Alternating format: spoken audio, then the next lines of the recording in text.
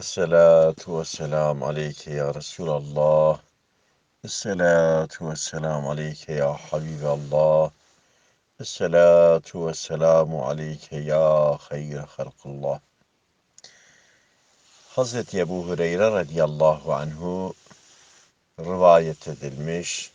Bir gün diyor ben Resulullah'la beraber Cennetül Baki mezarlığına gittim.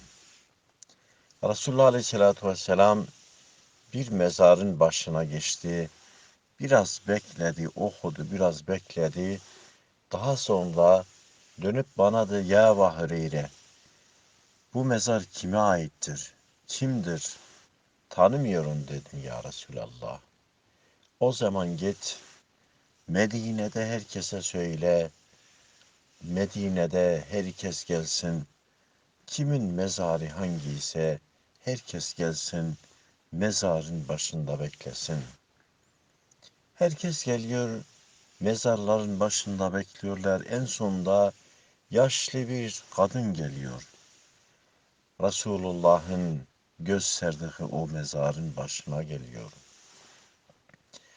Resulullah Aleyhisselatü Vesselam, ey teyze bu kimdir?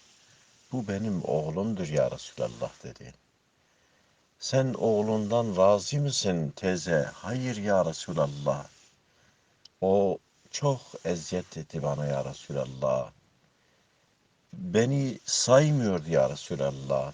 Bana saygı göstermiyordu. Eşine saygı gösterdiği kadar bana göstermiyordu. Her zaman eşinin sözünü tutup bana eziyet ediyordu ya Resulallah. Resulullah Aleyhisselatü Vesselam, ey teyze, şu an senin oğlun şiddet bir azabın içindedir. Oğlunu halal et. Hayır ya Resulallah. Bırak ya Resulallah. Allah onu terbiye etsin.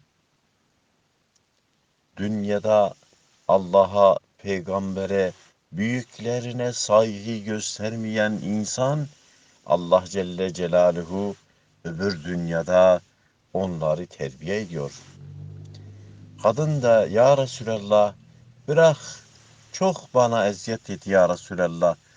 Allah onu terbiye etsin ya Resulallah. Peygamber aleyhissalatu vesselam, ey teyze, Allah'ın azabı çok şiddettir. Allah'ın terbiyesi çok şiddettir.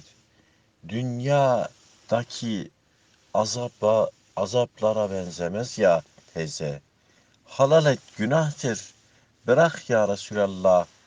O beni saymıyordu ya Resulallah. Ben onu büyüttüm. Ona o kadar eziyet, onun için o kadar eziyet çektim.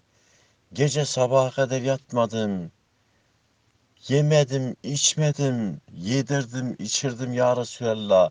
Büyüttüm ya Resulallah. Evlenirdim ya Resulallah. Ama o bana saygı göstermiyordu ya Resulallah. Bırak Allah terbiye etsin ya Resulallah. Resulullah Aleyhisselatü Vesselam baktı kadın halal etmiyor. Resulullah Aleyhisselatü Vesselam ellerini kaldırdı. Allah'ım benim gördüklerimi kadına göster ya Rabbi. O da görsün. Şu an oğlu hangi haldadır? Kendi gözünle görsün. Resulullah kadını çağırdı, gel mezarın başında bekle dedi. Kadın mezarın başına geldi. Resulullah'ın gördüğü o azap, Allah Celle Celaluhu perdeyi kaldırdı. Kadın da gördü. Gördüğü zaman bağırdı, Allah'ım oğlum çok şiddet bir azabın içindedir. Allah'ım oğlumu kurtar. Bağırdı ya Resulallah. Dua et Allah Celle Celaluhu benim oğlumu kurtarsın bu ateşte. Resulullah Aleyhisselatü Vesselam çok sevindi. Kadına dedi sen halal et. Sen eğer halal etsen o bu azaptan kurtulacak. Kadın halal etti. O cenaze o azaptan kurtuldu. Subhane rabbike rabbil izzati amma yasifun ve selamun alel murselin. Velhamdülillahi rabbil alemin. El Fatiha ma'as selavat. Ji kerema xwe re kanala Şakirê Kopê biacibînin, bişopînin ser YouTubeê. Ji bîr nekin abone bin.